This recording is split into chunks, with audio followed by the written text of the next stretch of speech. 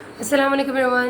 So guys, जिस तरह मैंने आपको एक्सप्लेन कर सकते हैं इनहेरिटेंस का पैटर्न तो बता दिया। थोड़ा सा हम देख लें कि कौन सी बीमारियां हैं जो लिस्ट है उनकी, जो आपसे पूछते होते हैं वो। ठीक है, वैसे तो आपको मैंने कहा है कि बहुत सारी हैं, लेकिन ये लिस्ट वाली याद रखनी है।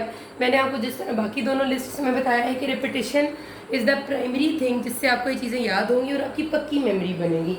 कोई निमोनिक, कोई शॉर्ट टर्म मेमोरी की ज़रूरत नहीं है। प्लीज़ इसको पक्की मेमोरी बनाएं।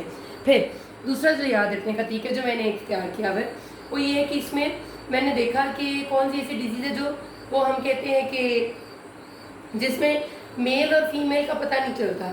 ये मैंने अपने जहन में बनाई होती है बात की, जिसमें पता नहीं चलता कि वो फिनोटिपिकली मेल लग रहा होता है और वो जीनोटिपिकली फीमेल होती है। इस किस्म की कोई बीमारियाँ होती हैं ना, congenital adrenal hypoplasia, androgen insensitivity, उसमें से एक ही बीमारी है एंड्रोजन इनसेंसिटिविटी जो एक्स-लिंक्ड रिसेसिव में आती है, जिसमें एंड्रोजन अपना असर नहीं करते, वो फिनोटिपिकली फीमेल और जीनोटिपिकली मेल इस किस्म का कोई चक्कर हो जाता है। ठीक है, तो ये तो एक होगी। फिर हमारी दो मस्कुलर डिस्ट्रोफीज़ हैं, बेकन मस्कुलर डिस्ट्रोफी और ड्यूशीन।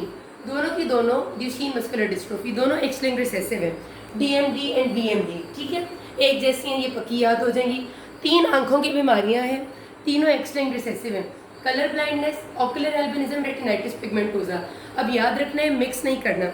सिंपल एल्बिनिज्म ऑटोसोमल रिसेसिव है, ऑक्यूलर एल्बिनिज्म एक्स-लिंक्ड रिसेसिव है। तो फ़र्क याद रखना है, मैं इसीलिए यहाँ बता रही हूँ। ठीक है, सिंपल एल्बिनिज्म ऑटोसोमल रिसेसिव है, जो पूरी बॉडी पे जिसको फुलबेरी कहते हैं, लेकिन जो आंखों में सिर्फ होता है वो एक्स-लिंक्ड रिसेसिव है। इसी तरह रेटिनोब्लास्टोमा ऑटोसोमल रिसेसिव है, जो बच्चों का ट्यूमर है आंखों का, और रेटिनाइटिस पिगमेंटोसा एक्स-लिंक्ड रिसेसिव है। तो फ़र्क याद रखना है, साथ मैंने बता भी दिए। ठीक है, फिर खून की बीमारियां जिस तरह हम हर दफ़ा जिक्र करते हैं, जैसे हमने जिक्र किया था कि सिकल सेल एनीमिया और थैलेसीमिया एक ऑटोसोमल रिसेसिव थी, इसी तरह हीमोफीलिया ए और बी और G6PD एक्स-लिंक्ड रिसेसिव है। तो अगर हम साथ साथ चीज़ों को लिंक करेंगे ना कि खून की बीमारियां मैंने कौन सी ऑटोसोमल में पढ़ी थी, तो आपको पक्का याद रहेगा। मैं आपको साथ इसीलिए बता रही हूँ कि वो वाली खून की बीमारियाँ थी सिकल सेल और थैलेसीमिया ऑटोसोमल में आती हैं, ये दोनों एक्स-लिंक्ड में आती हैं।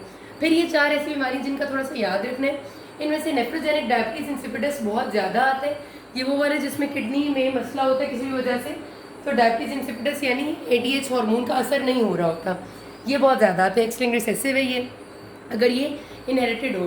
फिर ये है लीच नेहान सिंड्रोम, यूरिक एसिड मेटाबॉलिज्म का एक मसला होता है जिसमें यूरिक एसिड लेवल्स बॉडी में बढ़ जाते हैं, लेकिन वो कंजम्पशन की वजह से नहीं होते। ये भी एक कंजेनिटल बीमारी है, ये आप किडनी में पढ़ लेंगे। फेब्रिस डिजीज़ और हंटर्स डिजीज़ दो बहुत इंपॉर्टेंट बीमारी हैं जिनको आपने याद रख लेना है। ये याद रखना कि एक्स-लिंक्ड रिसेसिव में 2 ही बीमारी थी जो बहुत वखरे सी थी, और उनमें एक वो थी एक्स-लिंक्ड रिसेसिव में जिसका फैब्रिक से नाम मिलता था, तो फेब्रिस डिजीज़। ठीक है, और दूसरी है वो जो हंटर जो है वो हंट करने गया था और उसने फैब्रिक ढूंढा, तो दूसरी हंटर डिजीज़ है। इनकी डिटेल्स भी हम पढ़ेंगे, ये आती होती हैं। तो यहाँ इस तरह याद रख लीजिए, किसी कोई मसला के नाम में। Thank you.